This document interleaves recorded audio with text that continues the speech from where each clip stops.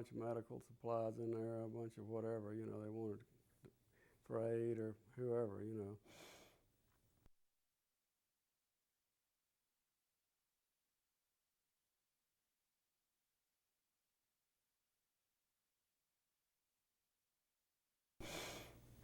How, And yeah, some a little bit of I carried a few VIPs around in it. Not much. Just where you'd go into a smaller strip the big airplanes couldn't go. I carried an ambassador from Spain one time and a couple of VIPs from Washington that didn't always know who they were. Out to remote places. They wanted to see where a battle had taken place, for example, at a special forces camp. That and kind of what stuff. point was it that you moved up to Laos, and what year was that? 70, the fall of 70. And you're still flying the Porter then? Yeah, I flew the Porter up there until sometime in 71. I don't know exactly when. I think it was about a year I flew the Porter in Laos. Tell me about Laos and what was your impression of Laos when you first got there? I liked the town. I liked Vientiane. It was very nice, easygoing, laid back, small town atmosphere compared to Saigon. You didn't have a million refugees living on the street. You didn't have the terrorist activities. They weren't going around blowing up uh, military facilities or throwing bombs in restaurants and all that because all the communist embassies had representatives there and they didn't want to blow their own people up. It was supposed to be a neutral country. So you were relaxed. You didn't worry about somebody snatching your watch or stealing your car every 5 minutes. Or holding you up coming out of the BX or whatever. It was more of a normal lifestyle. The flying was a lot more difficult, a lot more of a challenge, a lot more really short fields, a lot more mountain working in the mountains. The weather was worse. Uh, you got a smoky season and a rainy season, and basically no visibility most of the year. So it was just harder flying and more. We'd do. I mean, you can do over 40 landings in a day in the smaller airplanes like the Porter and even the Twin Otter. I've done 45 legs in the Twin Otter up there. And we were more closely involved with supporting the war effort as opposed to being in Vietnam because they had the U.S. Army and Air Force and whatnot in Vietnam supporting supporting the war effort. And we were doing it in Laos. We were the only ones up there basically. Yeah. So What would it a was a lot. typical mission be in Laos compared to in Vietnam? I mean, you obviously supporting troops. Yeah, supporting troops and moving refugees out of danger and that kind of stuff. Supporting refugees a lot more directly. And hauling troops and a lot of airdrops to very small little defensive positions up on hills or ridge lines or whatever. Tell me a little bit about that, as far as like during the daytime, during the nighttime. Well, in the Porter it was all this basically daytime. Uh, you'd have just a handful of people up on a little knoll somewhere, and you had to drop in a place that was very small.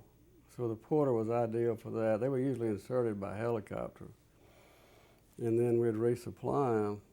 And you had to be, you could take the old Porter, put the flaps down, and come in at 60 knots, and it had a section of floor would come out of the cabin with drop doors under the floor, recessed about 6 or 8 inches. And you could put up to 660 pounds at a time on the door. So we had a little guy, or maybe two guys in the back that would put the load on the door, and you'd come around and I used to kind of dive bomb it in. It's real neat. You could really stack it up. Tell me how that might work. Uh, when you say you might dive bomb it in, Oh, you just steep come in descent, with a descent, steep descent. or you could come in level. Sometimes we drop rice that was bagged, and you just kind of come in level and try to hit it on a little slope or something so it wouldn't roll and break the bags. But most of the stuff had sheets on So they weren't hard drops. it. What do you mean it wasn't hard You said drop? they had sheets on them. Oh, I'm sorry, I didn't mean to use that terminology. Um, Was it not difficult? It's more difficult when somebody's shooting at you. Or when the weather's bad and you're trying to work around a cloud or something to make a pass on the drop zone. Do you ever use stopwatches to time yourself from location to location? You know what I'm talking about? I use a watch on the instrument panel. I mean, the clock on the instrument panel most of the time. And then I had a watch with a sweep second hand, and just to be able to clock your time up and out when you're in smoky season when you really can't see anything. No, that's right. You'd go especially up in the Bon Huisai area. There were very very few landmarks, and you'd go. Jake Worrell checked me out up there, and you'd go. Well, we're going 4 minutes on this heading, and we're looking for a bend in a stream. If you don't see it, you circle around till you find it, because you're just going to compound your error if you keep going. Then you'd go another 3.5 minutes, and you'd look for a dead tree in a clearing. And that's the way you found your little villages, your little places you want to drop to. And this is a series of little turns like that. So you're going to, you can get lost. A lot of people got lost. Most of them temporarily. Did you ever get lost? Temporarily. Not something you really want to admit, huh? No. I heard Link Luckett say one day, he said, obviously I couldn't be lost, I just wish I knew where the hell I was. But I mean, there's no way to know exactly where you are all the time with the visibility like that. I mean, I'd heard how bad it was, and I said, nah, it couldn't be that bad. But I got up there, and it was that bad. At what point did you realize that you were basically working for the Central Intelligence Agency? Was there any clear time where it's like this, because like you said, they're really vague about. Well, they gave us a corporate structure up to the Pacific Corporation, which was the holding company that owned Air America, Air Asia, etc. But they never came out and said it. You just kind of figured, well, everybody thought that's who they were working for, but it wasn't confirmed officially. They ain't gonna come out and say, yeah, you work for the CIA, because it was, they want everybody knowing that. So at some point when I got into special project work, I was briefed that that's who you're working for. Do you want to talk about some of the special project stuff now, or you want to wait till later? Or? Well, it's up to you. Well, tell me, what is a special project? Well, a special project is something was a little more involved in the everyday operations, which were hard enough as it was, and sometimes it might involve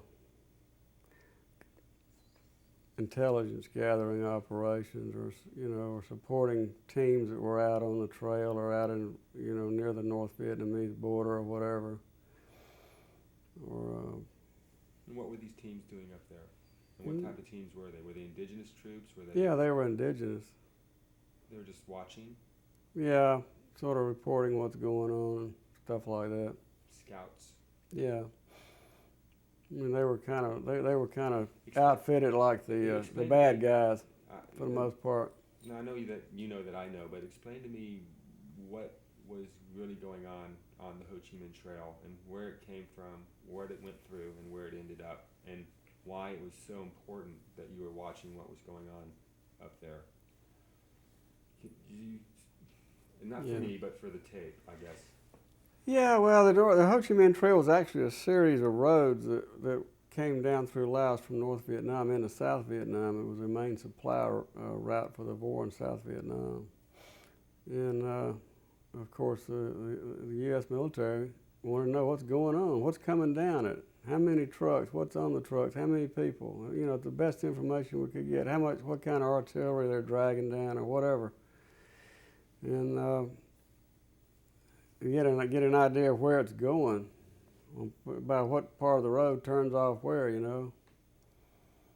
Okay, now in the early days, the Air Force was not hitting the trail, but later on they did, as you know. So these people played a role in saying, okay, we got a truck convoy coming down in these coordinates. you know, that kind of stuff. Did most of the operations along there happen during the day or night? And I know that most of the fighting would actually take place after dark, from what I understood. Most of the fierce fighting, the intense things. Well, the North Vietnamese tended to attack at night more than in the daytime, but we did most of our flying like on the trail at night because we had blacked out airplane, you know, no lights, and they were painted either black on the bottom and dark gray, or they were painted navy blue and dark blue. So you couldn't, you know, you get a little moon out there, you could see a white side of a white airplane, you know, airplane white on the side, you could see it in the moonlight. We found that out. So we would fly down, we used Loran C, which was at that time one of the most accurate navigation systems available. We didn't have GPS in those days. So when it was working right, when you didn't have interference from sunspots or whatever. Where was the transmitter for that located? Well, they had one. What do you got? You've got what you call a master station and then 3 slave stations. And you get this master station sends a signal out to the slave, and it comes back with a reply. You get what you call a time difference. So you can measure that, and you know where you are. And then you take another slave, the information from another slave, and where those lines cross is where you are. So we had 1 to 25,000 charts with the Loran overlay on them that had these lines on them. Were those stations located in Laos? I don't think one of them, I can't recall now exactly where they were. I don't think there was one in Laos. But in any case, if you're in the right part of that chain, it's extremely accurate. And one problem we had, though, we get out on the trail in the middle of the night, and we had to have a B-52 raid near us, and they would, in the process of jamming the radar-controlled guns, they would jam our Loran, which was on a very low frequency, similar to radar in that range. So we'd lose our navigation. And we're flying between radar-controlled gun positions. We had our own reconnaissance, high altitude photo reconnaissance on the trail. The Air Force came to us every morning, and you'd want to get the update on what's really going on out there. Was that the VOPAR program? The VOPAR, that's part of one of the VOPAR programs. That was a VOPAR special project program.